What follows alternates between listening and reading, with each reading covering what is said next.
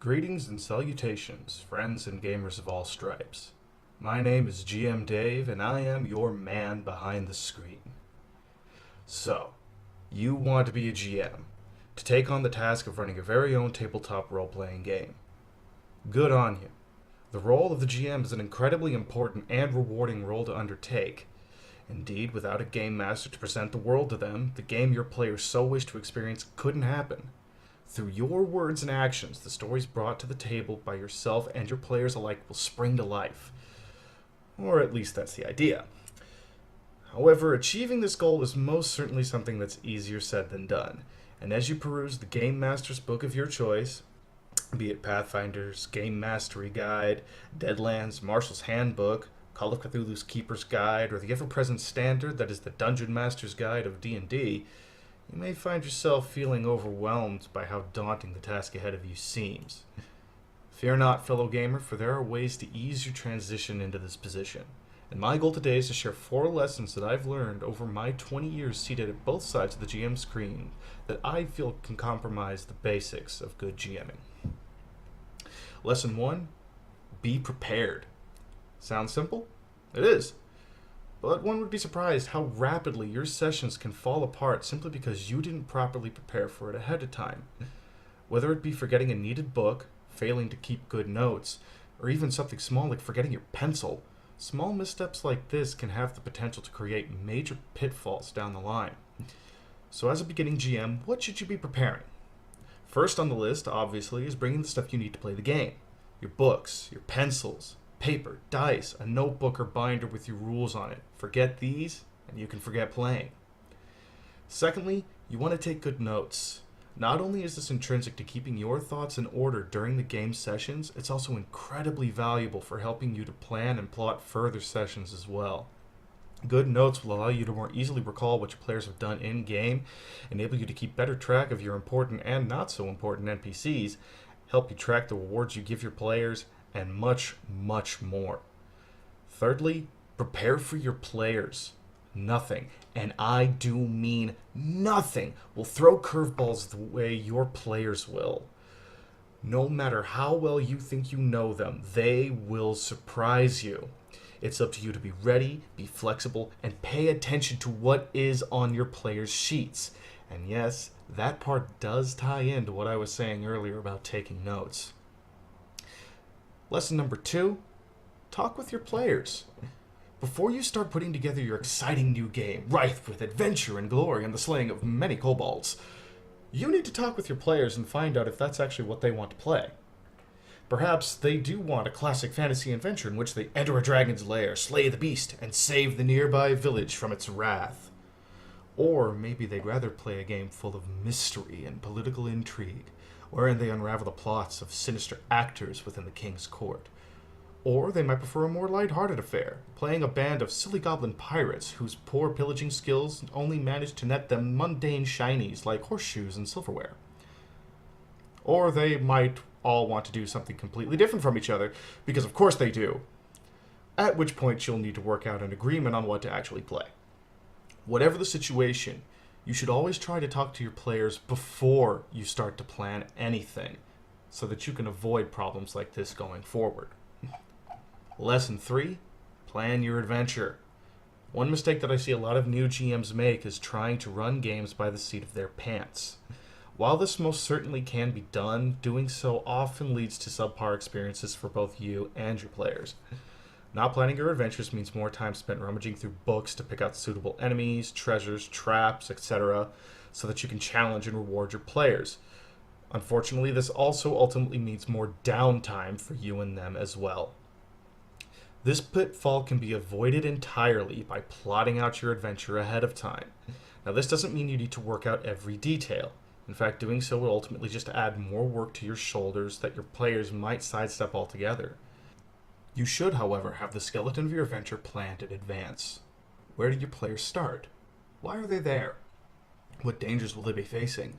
An abandoned ruin filled with deadly traps? A troll's cave that has been overtaken by vicious goblins? An abusive town guard headed by a corrupt, smooth-talking sheriff? What awaits your players at the end of their adventure? Treasure? Tragedy? The mystery of something greater? Asking yourself these sorts of questions are great for getting your gears turning. Once they are, all you need to do is jot down the important points and pull together the information you need, such as monster stats, trap effects, spells, treasures, and so on, to run the game with minimal interruption. Lesson 4, make the game fun.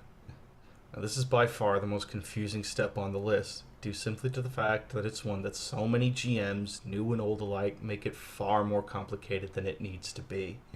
Your job as the GM, more than anything else, is to make the game fun for your players, and by doing so, hopefully fun for you as well. But how does one go about this? Well, there are a few things you can keep in mind. 1. Say yes to your players as often as possible. Such a simple concept, but one so often missed. When your players ask if they can try something, as long as it's not something they can't reasonably accomplish, i.e. trying to fly straight up in the air like Superman when they have no means to do so, tell them yes. Then, after you've told them yes, have them make the appropriate rolls to see if they succeed. 2. Set the tone. Some people think this means playing fitting music, adding sound effects, acting out an action, handing out physical trinkets to represent some items, and so on. And while these certainly do help set the tone, they don't do it on their own. Ultimately, you are the one who sets the tone of your game. You set it not just with how you speak about what happens in game. You see the headsman raise his axe, about to cleave the innocent woman's head from her shoulders. The crowd cheers, thirsty for blood. What do you do? But also by making sure you keep things moving. Scene dragging on too long? Have an NPC interrupt, forcing the players to react to get the plot moving again. Too much time spent joking out of character? Speak up. Remind them that you are there to play the game. 3. Be descriptive. Use your imagination. It's easy to fall into the trap of believing you don't have a good imagination, but that's simply not true. Everyone has a good imagination. Not sure how to start? Try drawing from your own life. Your day-to-day is a veritable repository of sensory information. Smells, sounds, sights, feelings, tastes. Practice describing the world around you.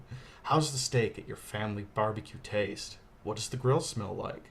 What color are the mountains today, or the sky? Can you hear the birds, the wind, the rush of nearby cars? Is it hot, cold, warm? Does the grass tickle, or does it itch?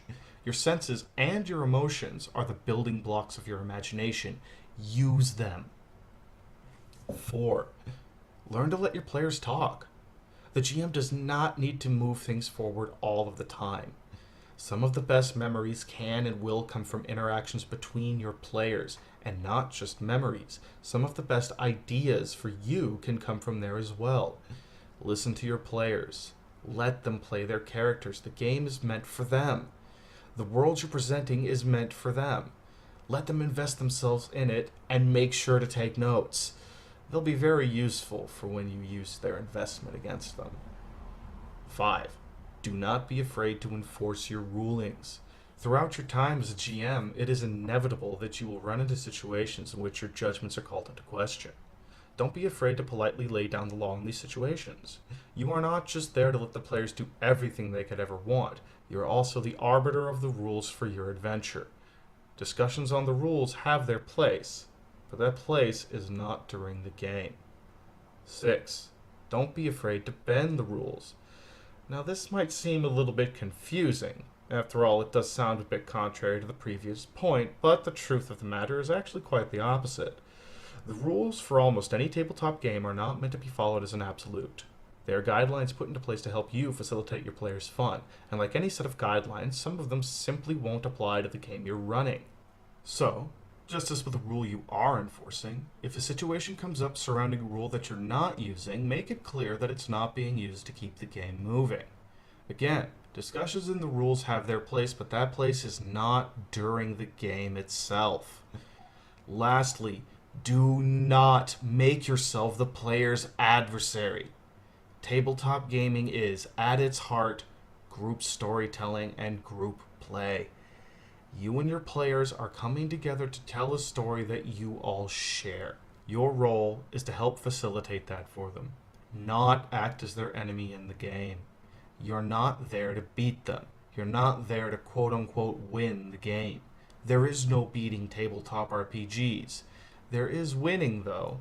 And those wins happen when you create the fond memories of those shared stories and those great moments. But those memories will not happen if you decide to be the bad guy by setting out to destroy your players, their characters, and their fun at every turn. Well, I hope you found these tips to be at least a little bit helpful in getting you ready to run your games. I know from my own experiences that these lessons were absolutely invaluable to me, and without them, I'd not have been able to provide some of my friends with the memories they have. All that said, though, I am aware that these are some fairly broad strokes that we've dealt with. But fret not, dear gamers, for I will be covering these in greater detail over the coming weeks, starting this coming Wednesday with a more in-depth look at the first lesson, being prepared. Well, with all of that said, in the meantime, roll high, role play well, and game on.